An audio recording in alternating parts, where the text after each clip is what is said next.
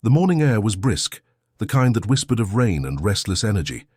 Jacob Thorne, a decorated Navy SEAL sniper turned quiet civilian, stood in line at the corner diner in Charleston, South Carolina, waiting patiently for his black coffee and plain bagel. He had learned to keep a low profile after retiring from service. Years of covert missions, split-second decisions, and the heavy burden of war had taught him the value of silence. He dressed simply, faded jeans, a snug black t-shirt that barely revealed the tattoos on his forearm, and boots that had seen both Afghan dust and American mud. But that morning something felt different. He noticed it in the way the cashier hesitated when he handed over his $5 bill, in the sideways glances of two patrol officers who had walked in and stood at the back of the line. Maybe it was the way he carried himself, erect posture, hyper-aware eyes scanning the room, muscles tight as coiled rope. He had the bearing of someone who had seen too much and spoken too little. When the officers stepped forward and asked for his ID without explanation, Jacob was more confused than concerned. He had nothing to hide. But the second one of them recognized his name, Jacob Elias Thorne. Something shifted in their demeanor. Their voices got louder. The next few moments were a blur of escalating tension. People in the diner began to murmur and reach for their phones. Then came the handcuffs. Cold steel wrapped tightly around wrists that had once steadied a sniper rifle 200 meters from a target in enemy territory. They patted him down roughly, and despite his calm compliance, it became clear they had no idea who they were dealing with. "Sir, you're being detained for questioning regarding a robbery last week. You match the description," one of them muttered without eye contact. A robbery? Jacob blinked slowly. This was a man who had received the Navy Cross, who had taken bullets for his brothers in arms, now being paraded like a criminal through the quiet streets of his own hometown. The people outside the diner stared. One woman even shook her head in disbelief. But Jacob said nothing. He had learned to let silence speak for him. Inside the back of the squad car, his mind raced, not with fear, but frustration. He had always known he wore an invisible target. Some people didn't like veterans. Others couldn't tell the difference between war heroes and threats. But this was a mistake that would not be forgotten.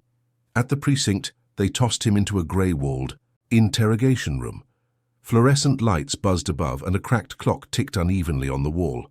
Jacob sat quietly, staring at his calloused hands. Hours passed. No one came in. Then finally the door opened. But it wasn't an officer. It was a sharply dressed man in full military regalia, rows of ribbons, 4 silver stars glinting beneath the fluorescent light. The room fell silent. The officers outside stood up as if hit by a shockwave. The man, General Marcus Langston, walked in slowly, his face unreadable, jaw clenched. He didn't sit. He simply looked at Jacob, then at the cuffs, and then turned sharply to the officer nearby. "Take those off," he said, his voice cold and absolute. "Now." The cuffs came off in trembling hands. Jacob looked up, confused but composed. Langston took a breath, stepped forward, and then did the unthinkable.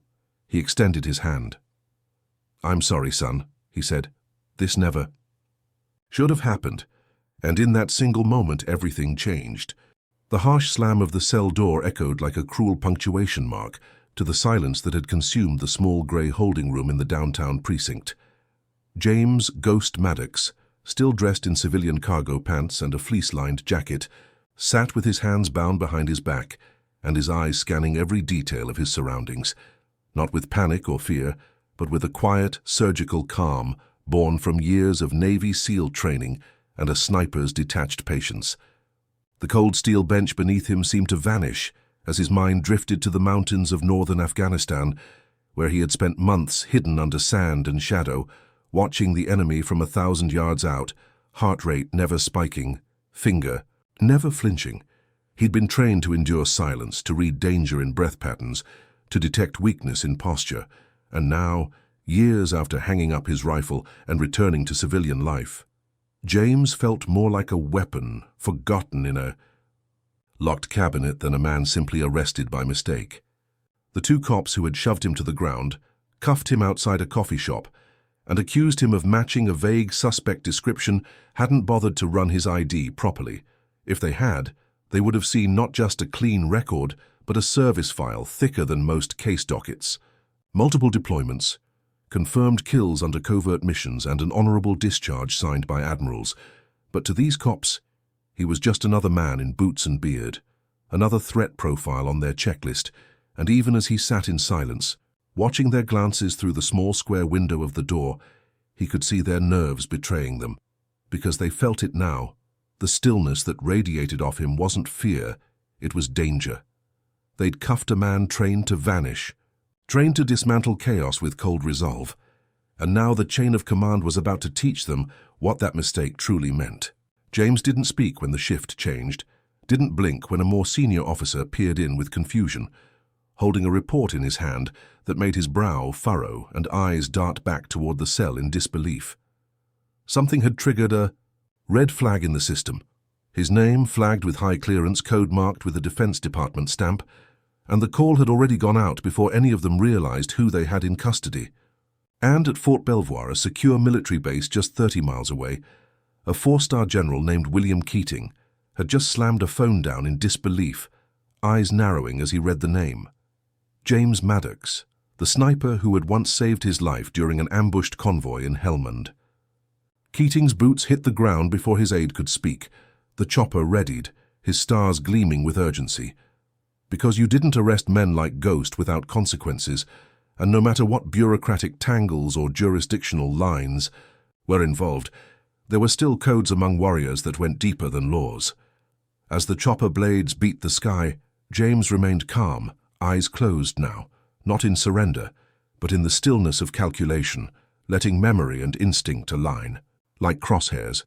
He didn't need revenge, he didn't even need apology, but he needed the truth exposed, the systemic arrogance, the profiling, the carelessness that put good men in chains while villains roamed free. And somewhere in his silence he began to see it, the opportunity this incident might become.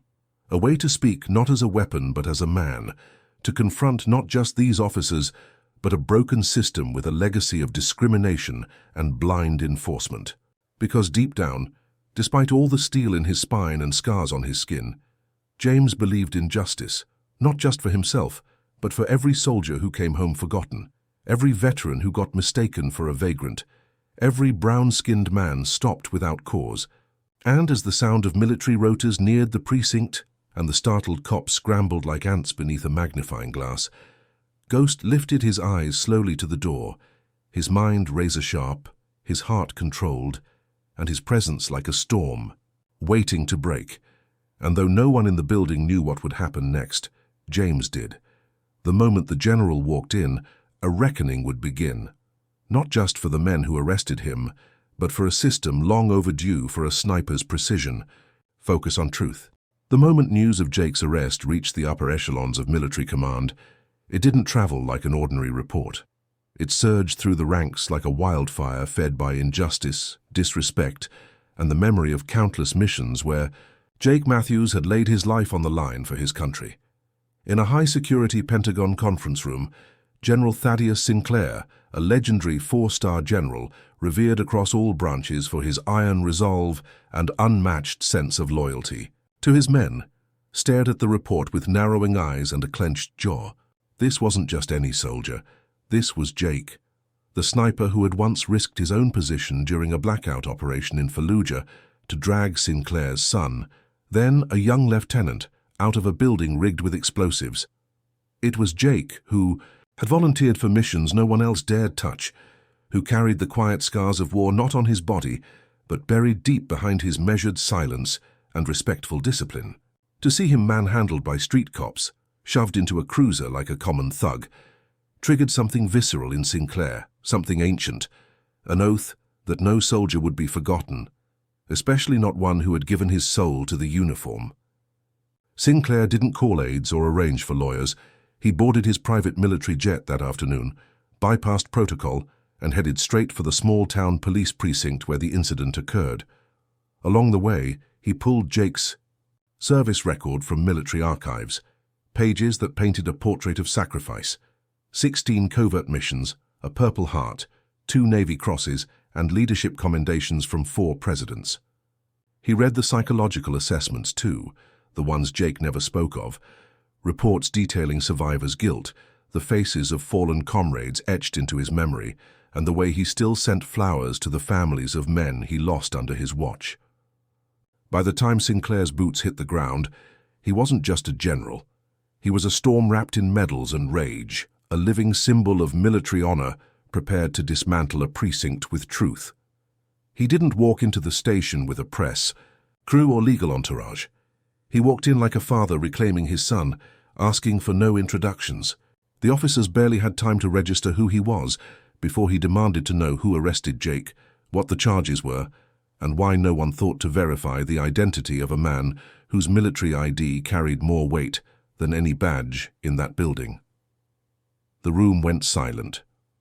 The officer in charge, a man who'd once failed to make it through basic training, fumbled through explanations about mistaken identity and resisting arrest. Sinclair cut him off with a voice that could slice through steel. He demanded Jake be brought to him immediately. When Jake stepped into the room, his eyes bloodshot, wrists still sore from the cuffs, he stood at attention out of instinct. But Sinclair stepped forward and embraced him, not as a subordinate, but as a brother in arms, whispering, "You didn't deserve this, and it ends now." What followed wasn't just an apology, it was a reckoning. Sinclair read aloud Jake's record to the stunned officers, each line a thunderclap, each medal a blade of truth. And as the weight of Jake's story filled the room, shame took root in every corner. The precinct commander stammered an apology, but Sinclair raised a hand and said, "You don't apologize to warriors with words, you apologize with accountability." He demanded formal apologies in writing, expungement of any record from the incident, and mandatory sensitivity training for every officer on recognizing veterans in crisis. And before he left, he looked each officer in the eye and said, "That man you cuffed, he was fighting wars while you were sleeping safely in your beds. He's not the one who failed here, you are." Jake didn't speak much during the ordeal, he rarely did, but as he left with Sinclair there was a different weight in his step. Not one of trauma, but of being seen, defended, honored. For the first time in a long time, he wasn't just a ghost of the battlefield. He was a man whose story finally mattered. As the sun dipped beneath the horizon, casting long shadows over Washington, D.C., the Pentagon buzzed with quiet urgency behind its marble walls, where war strategies and national defense measures are usually the central focus. But tonight, something different brewed within its chambers, something deeply human and painfully unjust. Admiral Jonathan McAllister, the 4-star general who had earlier intervened in the wrongful arrest of Navy sniper Ethan Cole, found himself not only battling bureaucracy, but his own conscience, as he initiated a full-scale internal review to uncover how such a decorated veteran, a man who had served with honor across multiple tours and bore the scars of his sacrifice, had been reduced to a mere suspect by officers who neither recognized him nor cared to learn who he truly was. Meanwhile, Ethan, still reeling from the physical bruise of the handcuffs and the emotional wound of betrayal, sat in quiet contemplation at a modest hotel provided by the military while under informal protective custody. His mind flooded with memories of firefights in Kandahar, the lives he saved, the brothers he lost, and now this, humiliation at the hands of the very country he bled for. While McAllister dug deeper, he uncovered layers of systemic failure. The precinct where Ethan had been arrested lacked updated identification protocols, and worse, there were traces of racial profiling buried in complaint records that had never reached the surface. The general, now personally invested beyond his duty, visited Ethan privately that evening, not as an officer of higher rank, but as a man who owed another man respect. The two spoke for hours, and for the first time, Ethan's posture loosened as he finally shared his story in full, about the missions that earned him medals, the night he pulled a wounded child from a bombed school in Mosul, and the day he returned home to find his marriage shattered, job offers withdrawn, and civilian life eerily indifferent to his valor. McAllister, moved beyond words, promised Ethan that he would not only get justice but dignity restored, and the following morning he made the bold decision to hold a nationally televised press conference where he publicly acknowledged the grave mistake, called for immediate law enforcement reform in veteran handling, and announced the commissioning of a new federal task force. Valor recognized, meant to protect those who serve from post-service injustices. The news sent shockwaves through military and civilian circles alike, turning Ethan into a reluctant symbol of resilience and reform. Meanwhile, the officers involved in his arrest were placed on administrative leave pending investigation, and whispers of disciplinary action began to circulate.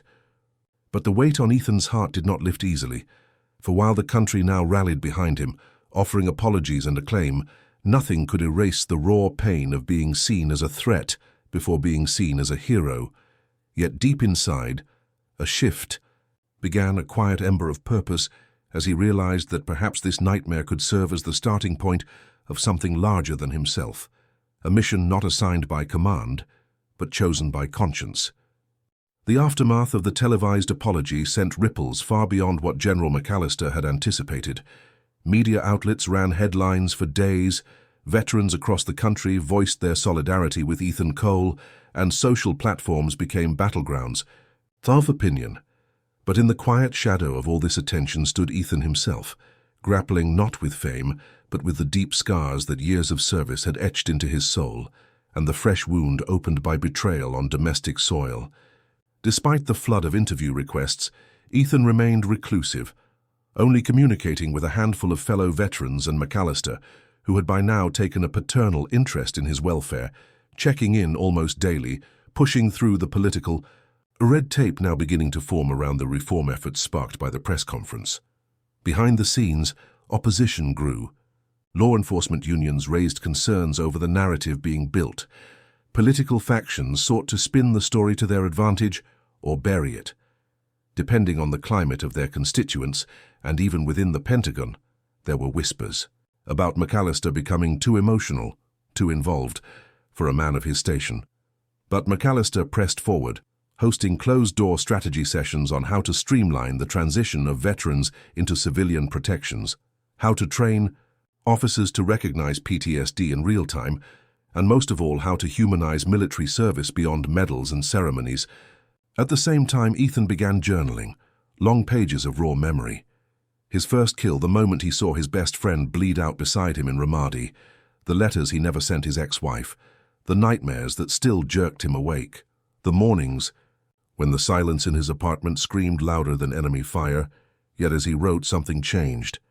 The ink on the paper wasn't just recording pain, it was transforming it into purpose, and that's when McAllister proposed an idea.